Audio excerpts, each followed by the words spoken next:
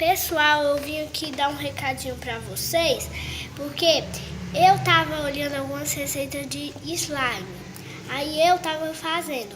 Eu percebi que a sabonete caseiro, a espuma dele, sabonete líquido caseiro, é muito boa pra fazer slime, ó. Tá aqui ela, sabonete caseiro, a espuma dele. Aí eu usei só a cola, a espuma do sabonete caseiro e a água boricada. Eu vou fazer agora aqui no meu canal só com a espuma, a cola e a água boricada e o corante, que agora fica melhor.